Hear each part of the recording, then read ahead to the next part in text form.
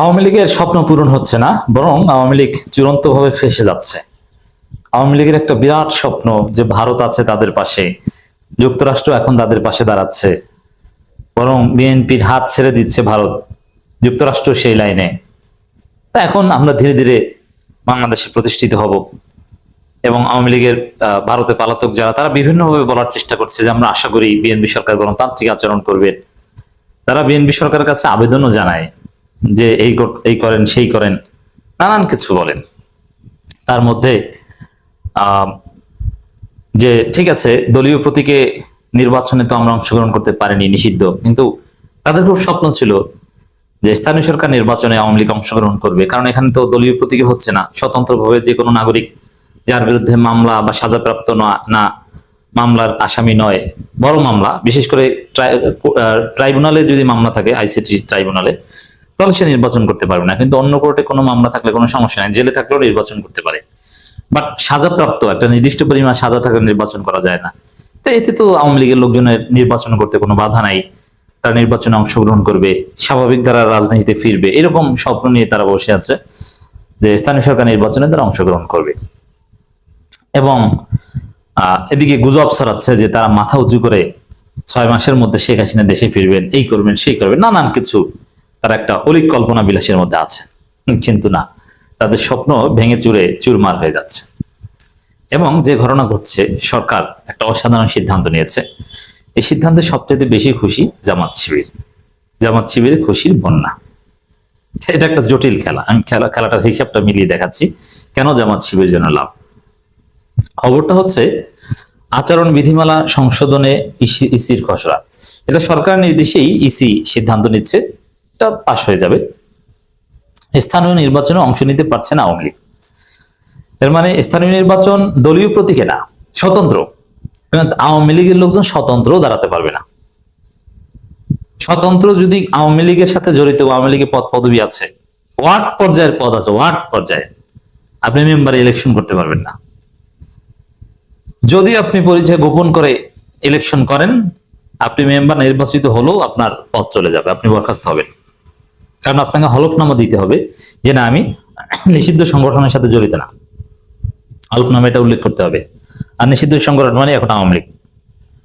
আওয়ামী লীগের সাথে জড়িত থাকলে স্বতন্ত্র প্রতীকেও নির্বাচন করা যাবে না। একদম ওয়ার্ড পর্যায়ে যদি ওয়ার্ডের সদস্য হন, সর্বনিম্ন পোস্ট আওয়ামী লীগের, যে ওরাকোঠা ইউনিয়নের 1 নং ওয়ার্ডের সর্বশেষ সদস্য,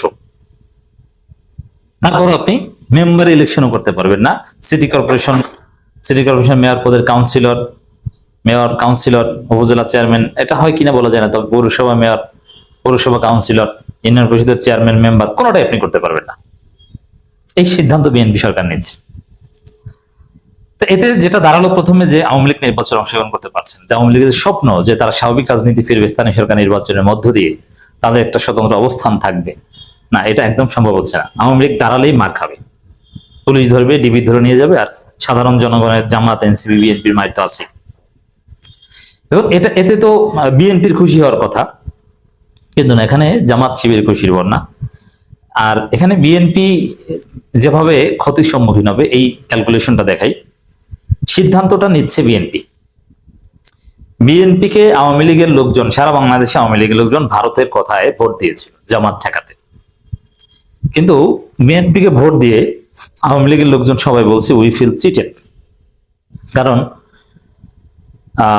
আওয়ামী লীগ বিএনপিকে ভোট দিয়েছিল এই চিন্তায়, এবং শুধু আওয়ামী লীগ ভোটের সমীকরণে অনেক জায়গায় শেষ পর্যন্ত বিএনপির এমপি হয়েছে, নইলে বিএনপি সরকার গঠন করতে পারতো কিনা সন্দেহ ছিল। সেখানে আওয়ামী লীগের স্বপ্ন ছিল যে বিএনপি ক্ষমতায় আসবে, তা আমাদের নিষেধাজ্ঞা প্রত্যাহার করবে, আমাদের অফিস খুলতে দিবে, আমাদেরকে জামিন দিবে। কারণ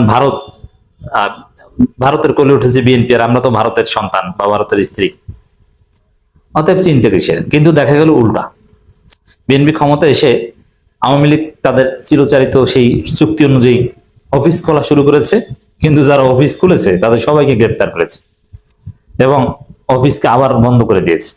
বরং ইউনূস আমলে যে মাইর খেয়েছে, তার চাইতে বেশি মাইর খেয়েছে আওয়ামী লীগ বিএনপির আমলে। যেমন ইউনূস আমলে 7 মার্চের ভাষণ নিয়ে কিছু বলা যেত, কিন্তু 7 মার্চের ভাষণ বাজানোতেই 12 জন অপরাধে সেই জুলাই যোদ্ধাকেও জেল খাটতে হয়েছে। এমির কথা বলছি, ঢাকা বিশ্ববিদ্যালয়ের। এবং 7 মার্চের ভাষণ বাজানোর অপরাধে অনেককে গ্রেপ্তার করেছে বিএনপি সরকার, যেটা ইউনূস সরকার করেনি। 15ই আগস্ট দেখবেন যে কিছু করতে পারবে না। তো দর্শক,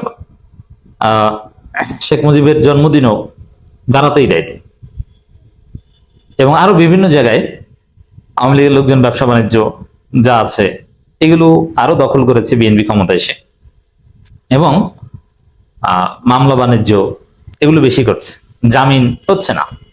অনেক বড় বড় দু একজনের জামিন হয়, কিন্তু বেরোতে পারে না, বেরোতে দেয় না। তো এতে আওয়ামী লীগের লোকজন বিএনপির প্রতি প্রচন্ড ক্ষুব্ধ যে বিএনপি আমাদের সাথে প্রতারণা করেছে, ওদেরকে আমরা ভোট দিয়েছিলাম।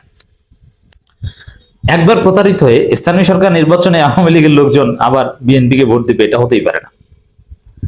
এখন যদি আওয়ামী লীগ নির্বাচনে অংশগ্রহণ করতে পারত, তাহলে তো ভোটটা তারা বিজয়ী হতে পারতো না, কিন্তু থার্ড হোক ফোর্থ হোক তাদের ভোট তাদের বক্সে থাকতো, একটা নির্দিষ্ট গোষ্ঠীর সমর্থন নিয়ে তারা রাজনীতি একটা অবস্থান থাকতো তাদের, অথবা এইটা নিয়ে একটা দর কষাকষি করতে পারতো যারা ফার্স্ট সেকেন্ড হবে তাদের সাথে, অথবা কোথাও কোথাও একটা জোটও করতে পারতো বিএনপি বা জামাতের সাথে, যে এই জায়গায় 10 জায়গায় তোমাদেরকে ছাড় দিলাম, এক জায়গায় আমাদেরকে দাও, কারণ আমাদের তো কিছু ভোট আছে, আওয়ামী লীগ এটা বলতে পারতো।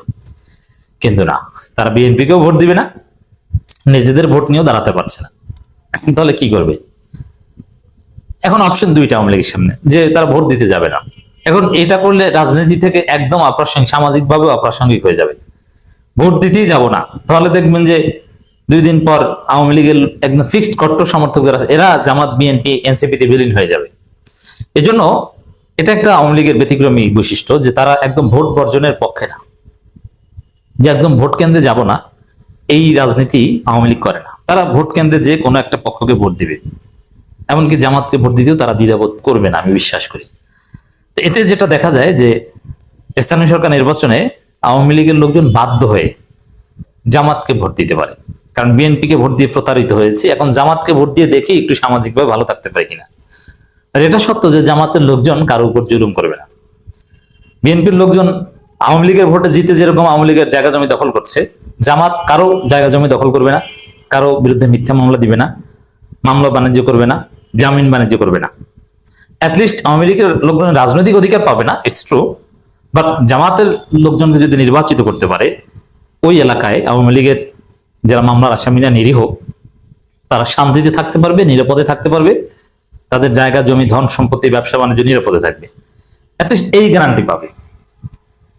বিএনপির কাছ থেকে প্রতারিত হয়ে এবং নির্বাচনে অংশগ্রহণ করার সুযোগ না পেয়ে এবার জামাতকে ভোট দিতে পারে, জামাতের প্রার্থীদেরকে স্থানীয় সরকার নির্বাচনে আওয়ামী লীগ ভোট দিতে পারে বলে আমার বিশ্লেষণ।